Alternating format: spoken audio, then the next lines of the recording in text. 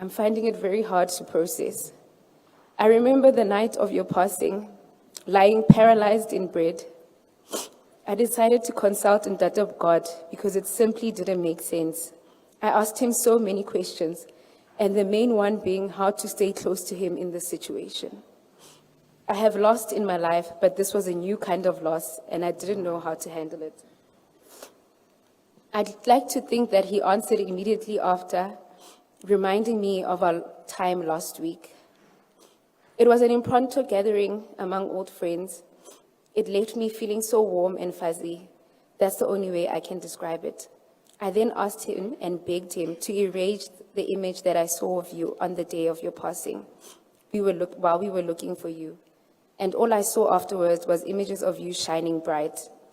He reminded me of the shining star you are, my angel.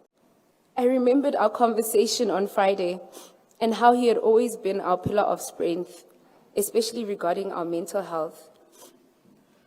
You were always that person for everyone. I remembered the feeling I had when I saw the status you had the next day, wondering why, Olorato, why would you post something like this? I continue to remember how you mentioned to us on Friday that you had a recurring dream that bothered you, a dream in which you were writing your final maths exam paper. We didn't think you would face a final trial so brutal and so soon after our gathering.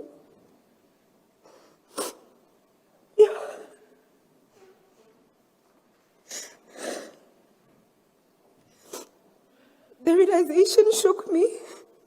It felt like you were saying goodbye, and we didn't even realize it. I'm reminded of the hymn, Dula le rona morena. One of its verses reads, Dula le rona morena, o pholose ka mehla. Tsela tsa hao ha re di tsebe, ho di tlwaela re a sitwa. I hope you are created in the hearts, in the arms of Ntate God, and are still shining brightly, singing your favorite songs, dancing in heaven, my friend. I know you are the life of the party, and we wouldn't have it any other day, any other way. I hope that one day I will understand why I have to lay you to rest today, and I hope that you rest peacefully. I will always love you, Mokgotsi. Mama Poppy. Mama, my heart bleeds for you. No mother should ever have to bury their child, and I know how close you and Olo are. I don't want to tell you that hotlaluka or that better days will come, because right now the pain you are feeling is probably all-consuming, because I am consumed by it. Mama, experience the pain and allow the grief. Matsohong a Ntate Modimo. Ha o lla bosiu, utlwa ekare ho thata le ho rapela, o bue le yena o re ntate ke imetswe.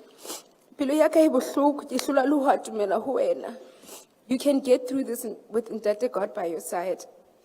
They say that before we come to earth, we talk to Ntate Modimo about how long we will be here for, and Ulu definitely lived her life fully. And that is something we can all attest to. And Mama, as Mewahai, you have raised a phenomenal woman. I want to thank you for that, because I got to have her in my life for as long as it has been, although not as long as I had hoped it would be. Meeting Ulu has allowed me to gain a mother through you. And I want you to know that we are here for you, Mama. If there is anything you need, never feel like Hareyo. I love you, Ma. Thank you. Yes, and hello guys, welcome back to my channel. Now today, Olorato Mongale is being laid to rest in Bloemfontein, her hometown.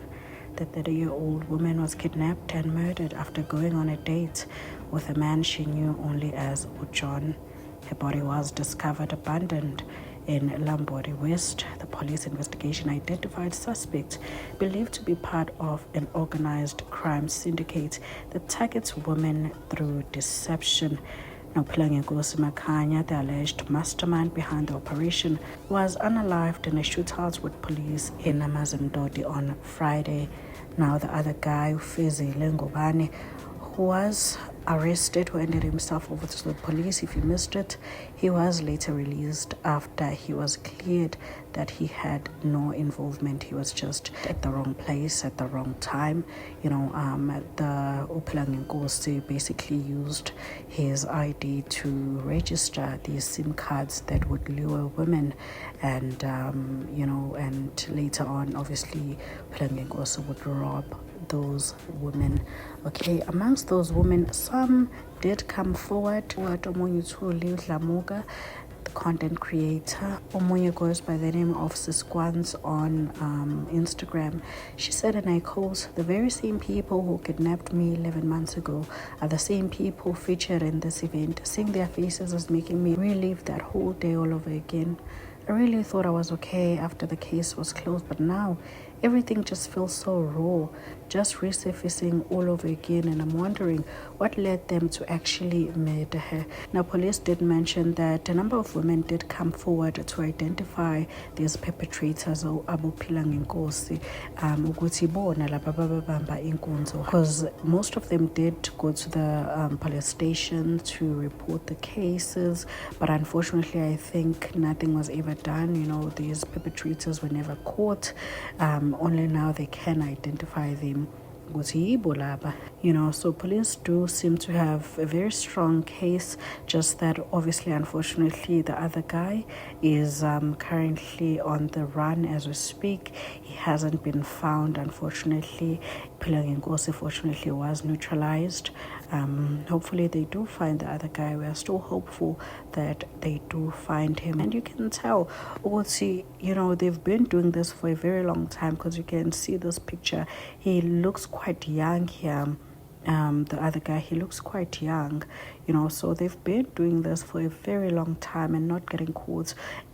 Sometimes they would get caught, because they were caught April, but they were released on bail. If that magistrate refused them bail, chances were very high that Olorato would still be with her family right now.